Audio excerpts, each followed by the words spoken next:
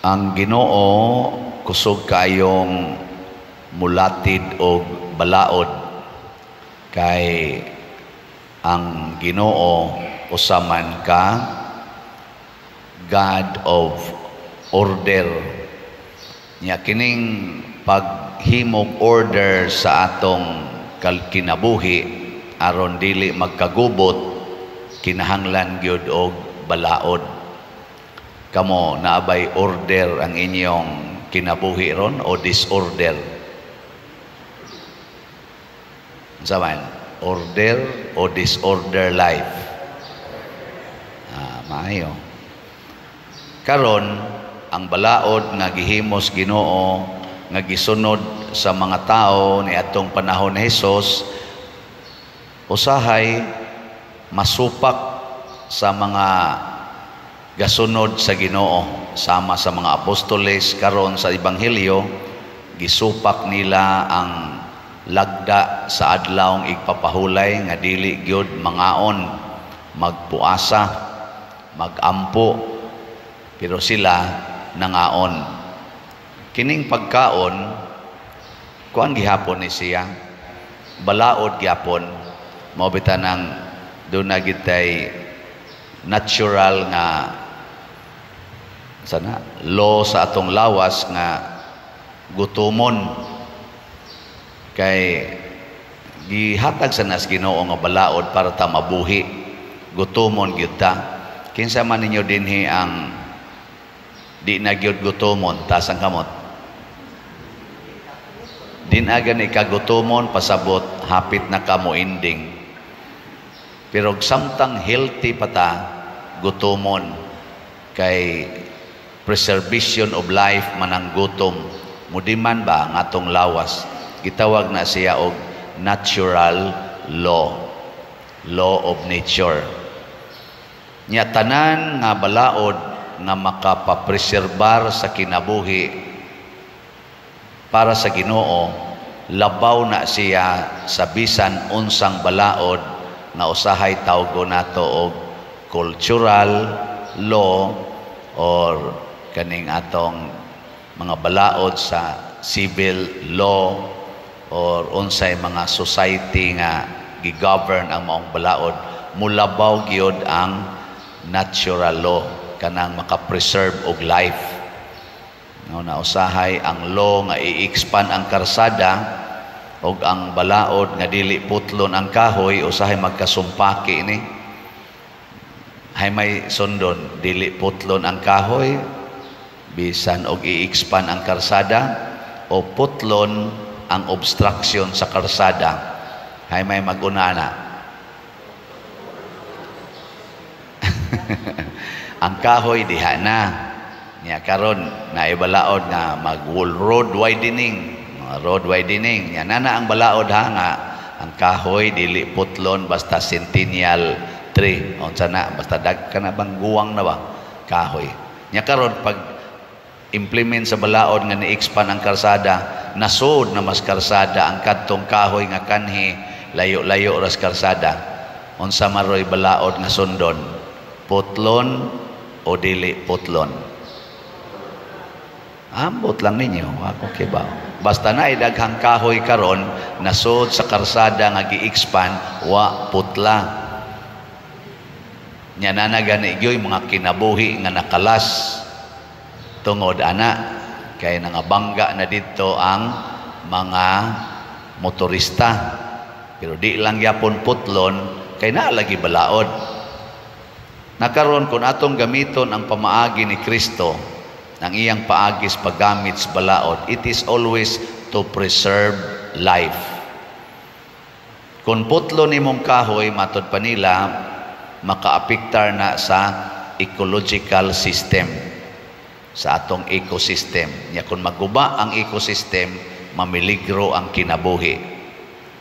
Unay-una, ug di sad putlon ang kahoy, siging dagan tagpila na kalibo ang mag-agi diha nga motorista. Doon nagay panahon nga dunay pipila nga mabangga diha na miligro sad ang kinabuhi.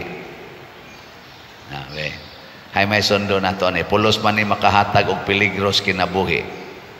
ang kang Kristong pamaagi, hain tong immediate danger. Katubang paglikay sa immediate danger, maotoy unahon. Kana bang gitawag nato bag unsay pinaka-emergency mo'y unahon. Nanglitan ang imong balay tuwa sa mga 50 metros gikan sa nasunugan, hay may imong pasiritas bumbiro ang kadtong 3 meters away from the fire or kadtong 50 meters away from the fire. Kamu ba mo katawa raman mo, di man mo kwenta sa dako munas ginhawa biyan akong paningkamot o kwenta dire. So katog yung immediate need. So ang ilang pasiritan kanang naadihang gapalibot anang kayo aron dili na siya mo expand. Kadtong gitawag na tog remote nga danger, ayaw tog unaha. Layo-layo pa man to. Karig yung immediate na karon between sa pagkaguba sa ecosystem nga mo epekto sa mga tao ug sa kana yung naigadagan nga motor nga nagduka nya nabangga anang kahoy nga ni Sods Karsada, hay may immediate ana. Kadtong motor or sakyanan nga posibleng muduka gamay or mo side trip gamay kay na liubag og jutay monobila maigo sa kahoy. Katoy atong sulbaron. Mo na nindot yung putlo ng kahoy nga ni Sods Karsada. Ngayon kaunya pa dir ang ecosystem, sayon na kay nastanan. Napaman dihay daghang lugar nga way kahoy. Tanumi og equivalent mga 100 to 300 ka mga kahoy bugti atong dakong kahoy nga imong giputol immediately. Pagtanom sa datong mga kahoy nga gagmay nga doon na say possibility nga managko sa to sila pero dili na dool sa danger zone sa mga motorista. Kana ra gud simple ra kayo. Pero unsa may gibuhat karon? Gipangguba kadtong mga kahoy nga layo sa karsada, gipamotol kay gihimong mga subdivisions. Ang naanos kilid sa karsada nga ni Sodyos Karsada tagpila ka meters wa noon putla. Katunong to layo nga di gyud makaigo, mao noy giputol kay tukurag building. Nya di dito makaguba sa ecosystem. Makasapar di ay ang building nga mo'y moili sa kahoy. Mao na ningon si Kristo, mercy. I need mercy. Pasabot kaluy iintaon ang imong isig katao. Di ka maluoy. Ang gusto sa Ginoo kaluy iintaon ang imong isig katao sa iyang immediate nga panginahanglan. Gigutom gud na karon, karong orasa, karong taknaa gigutom na. Naay bilaod nga niingon, pagpuasa mo ay mo pangaon karong adlaw. Pero kanang tawhana nga gigutom karong adlaw, tulo na nakaadlaw nga way kaon, tulo na nakaadlaw nga nagpuasa. Ikaw karon ra ka ni sugod og puasa pero porti nimong kaon atong niaging adlaw. Di nimo kaluyan kining tawhanang gigutom karon sa adlaw nga tingpuasa. Nga tulo naman nakaadlaw or 5 kaadlaw nga wa nay klarong kaon. Mercy. Ano bang huna-hunaa? Para ko na makakita kag tao nga misuyop. Nisuyop bagdrugas. Kung sa may imong himuon dayon ikakita nimong nisuyop, kulata dayon. Dakpon dayon. Prisohon dayon kay gidili na, kay drugas na. Nya, nahibaw ka nganong nisuyop siya. Ha? Ilingi ay mong tupad, nahibaw ka nganong nisuyop. Ang una gyud tungod kay naay na maligya. Nya nga nahibaw sa ka nganong naay na maligya. Kay dunay nang warta. Nahibaw sa ka nganong nang warta sila. Kay naglisod ang kinabuhi. Ano ba magtuyok-tuyok man na? Ikaw niya pa din nganong nisuyok man sadto. Una, nailad sa mga barkada nga niingon kuan na ni suyupan ni kay nindot kay imong feeling. Ikaduha, naay gitawag nato og kaning emotional issue or psychological issue. Frustrated sa kinabuhi, wa maka-feel nga gihigugma siya. Nya kay wa man ka-feel nga gihigugma siya, frustrated man, bisyo ta, aron lingaw ta. Malingaw-lingaw ba nangita in tawag kalipay.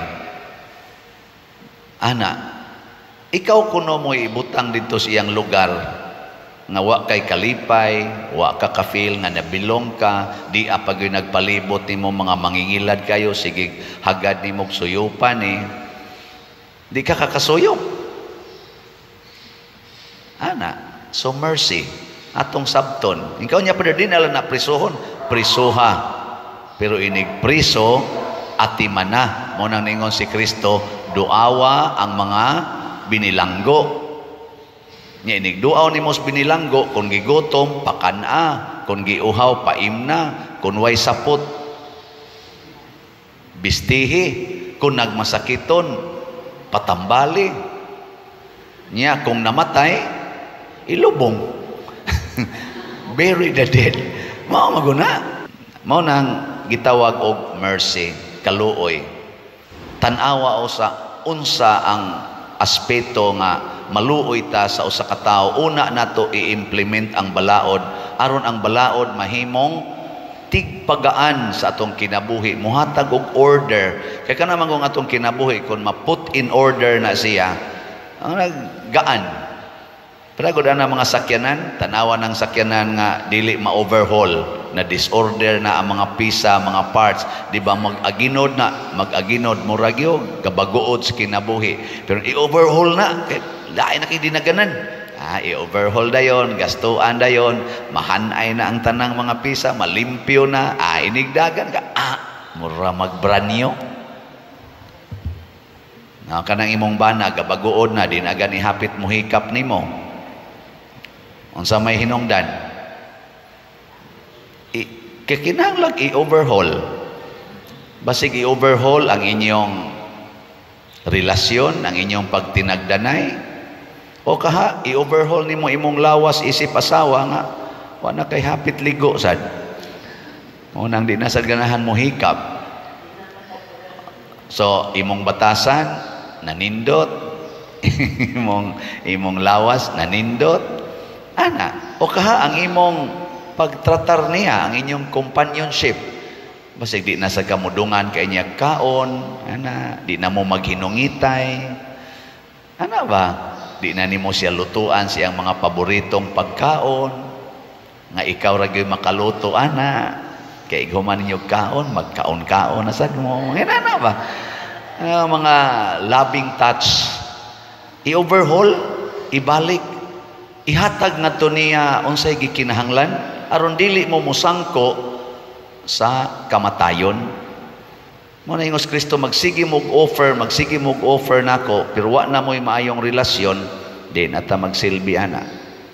Muna diri sa atong unang pagbasa, gihatag sa Ginoo ang pamaagi unsaon aron maluwas ang kaulipnan, makalingkawas sa kaulipnan sa pagdaog-daog ang mga Israelita. Unsa may iyang gibuhat, mupatay siya. Ang Ginoo ba? Mupatay aron mopalingkawas sa mga nag-antos. Nganong mupatay man ang Ginoo para mabuhi ang mga taga-Israelita? Patyon man niya ang katong mga panganay nga anak, sa lalaki nga anak o sa laki nga anak sa hayop. Ang Ginoo ra ginasayod the necessity to do it, pero for sure out of mercy. Kay ang kaluy-an manggos Ginoo kanig yung gidaog-daog, iya ginang tagaag immediate action nga mo rescue si ana, bahala nagdunay collateral damage. Parehara ko na sa uban natong mga pamaagi dinhi, ang i-rescue sa mga pulis, unsa man ang victim o ang culprit. Awa mo kasabot unsan ang culprit? Ang kuan ba, ang criminal ba? O kisa may unahog rescue sa mga pulis, ang biktima o ang kriminal? Ang biktima. Karon kay ni aliman ang kriminal nga nagbiktima sa maong luwasonon sa kaning kuan mga pulis. Birahan. Gitawag nag collateral damage kay wa pa lang unta ka mo ali, imo pa lang untang giintrigar kaning among i-rescue, adi gyud unta mo ma-damage. Mao to si Pharaoh, gisigihag hangyo sa Ginoo. Kapito gyud gasigig balik-balik ang Ginoo og hangyo nga pagawasa lagi ning mga Israelita. Niingon man ang hari, makagawas mo dinhi kung patay na mo. Ingos Moses, sige, gamiton ko ng word nga patay. Maom ka na'y gusto nimo, so doon nagyoy mamatay aron mi makagawas. Og ang namatay, apil ang anak sa hari, ang iyang kamagwang ang anak, gigamit sa Ginoo ang kabuang sa tao para ibalik nato aron lang ma-rescue ang nabiktima sa atong kabuang. Muna bantay-bantay mo kamong gasigi o kanaganing oppress diha sa inyong isig katao. Sige mog daog-daog, maora ba to'y tabangon dayos Ginoo basig mahimo kang collateral damage. Ano itong bantayan? So, lingian na imong tupad. Ing na andam kong mamatay para ka maluwas. Sige, ing na. Ing na ba, ibutang ang atong kinabuhi suod sa Ginoo nga mo'y tag-iyas kinabuhi, ang atos ang kinabuhi tagaan po niya og tinuod nga kaayuhan og katagbawan sa atong panginahanglan. Munang kanang kanta nato nga, seek first the kingdom of God and everything will be given to you. Equal sad na sa atong tubag sa Salmo karon. Unsa to atong tubag? Imnon ko ang kupa sa kaluwasan ug sangpiton ko ang ngalan sa Ginoo. Pasabot, andam kong magantos sa akong pagsangpit sa ngalan sa Ginoo, kay mao kini ang tinuod nga security sa kinabuhi, dili ng pagsigig tigom ug bahandi, dili ng pagsigig kabot anang mga dungog ug mga gahom sa atong katilingban, aron lang kunuhay ta ma-secured. Dili na ang pagsangpit sa ngalan sa Ginoo ug ang pagsakripisyo alang niining maong pagsangpit. Manindog na ta.